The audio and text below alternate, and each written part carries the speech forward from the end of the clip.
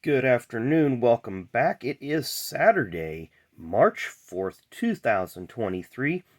We have several birthdays today that we'll get to here in just a moment. But first, we will start off with some events. And honestly, I don't think there was really any significant racing events that happened on this day. I kind of scrolled through them a couple of times. Bobby Allison on this date in 1984 won at Rockingham for his next to last race win for Dyguard Racing. And on this date in 1989, also at Rockingham, Rob Moroso won the Goodwrench 200. Though Harry Gant was leading at the finish, Harry was shown the crossed flags with a couple laps to go instead of the getting the white flag and checkered flag because his car had been smoking and he ignored the black flag. Also on this date in 1990, Kyle Petty won the largest ever Unical bonus at Rockingham of $228,000. And the Unical bonus was a game where each race Union 76 or Unical 76 company would put $7,600 towards the pole sitter if the pole sitter won the race. Then they got $7,600. If they didn't win, then that money would roll over to the next race. So in 1990, nobody had won the award for a full year, and it was at $228,000. Kyle Petty won that for the time, the richest single day purse of $294,000 and change. So very, very impressive there. Looks like I said, kind of a couple Las Vegas races, nothing of major significance. A couple cardless birthdays for you today. Before we get with the carded birthdays, Pat Trison, longtime crew chief for multiple teams, got to meet Pat several years ago at Indy when he was with Ross Chastain in Premium Motorsports. Born on this date in 1936, Jimmy Clark.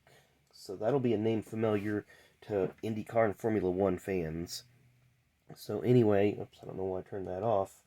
Kind of need that. It's a little bit important to my dates.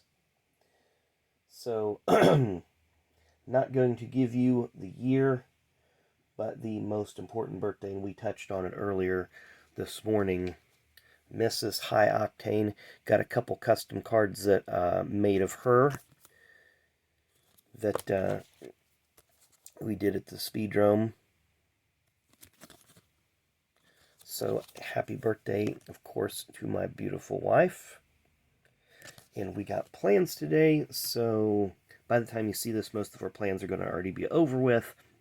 But very, very thankful and happy to have her in my life, and today is her special day.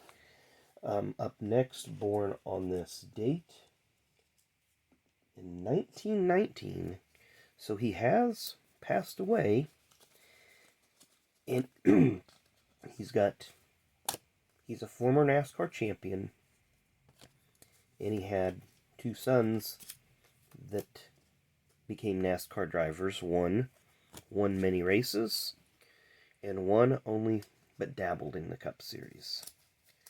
And if you guessed Mr. Buck Baker, those credentials could have been to Dale Earnhardt as well, because he had two sons that raced in Cup. One that won some races and one that only dabbled. But Mr. Buck Baker is who we're looking for right here. So we got a couple, that was the Press Pass 95, got a 91 and 92 Pro set, and then a 98 Retro. So Buck does have quite a few cards out there. I just don't have that many. Also born on this date in 1966, the wife of a former Busch Series champion and Cup Series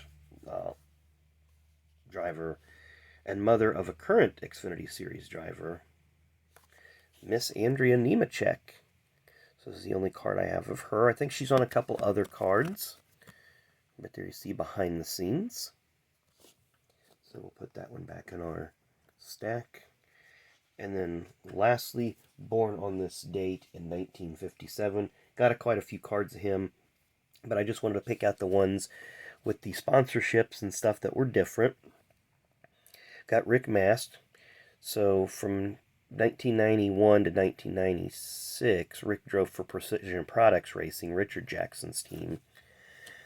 He had Skoal and Hooters as sponsorship. He also drove for Cale Yarborough's team with Woody Woodpecker, Universal Studios. There's a generic uniform when Rick broke into Cup when he was driving for Travis Carter's team in 1989. And then finished the season in 1990 with that team. It's a nice look with him in the Ray Mock or Butch Mock Motorsports Remington Arms car. Skoal Racing. So we talked about the Skoal cars. There's a few incarnations of Skoal cars you're going to see here. I'm going to try to pull those out so we don't go too far, too crazy here. Looks like this one's going to be one. And then there should be a Pro Set one right here. So we'll do these in order as best we can. So there's the Skoal Classic car, was an Oldsmobile up till 1993. Then they switched to Ford that year. And they kind of just dropped the Classic, and they just went with Skoal. Then in 1995, when Harry Gant retired, who was his teammate-ish, they switched this car to look a little more green, and then brought the Bandit back out on the hood. Then here we have a Remington Arms car. That was always a nice-looking car. He drove that car in 1996 and 97. They did have a couple special paint schemes. There's another look at the Remington car. And then they had a couple special paint schemes. This Stren fishing line. Very nice looking car. I'm trying to find the... Oh, I missed a Skoal car. There's a Skoal car. There's the other Remington car. It had yellow in the front and then that kind of that green in the back. With that was the color there that we were looking for. And then there's his Hooters car that Rick ran for Precision Products in 1996. After that, Rick kind of hopped around from team to team, never really got any solid footing. But one highlight he had in 1991 at Talladega was this crazy crash driving the #1 Skoal car. So go find that on YouTube. You see Buddy Baker's car right there. Him and Buddy got together. Rick Mast's car turned sideways in the tri-oval, just kind of blew over, landed on its roof, and slid to a stop. So anyway, hope you enjoyed the video. Happy birthday to everybody today, especially my wife. Love you so much. So thanks again for watching. Hope everybody has a great Saturday, and we'll see you tomorrow.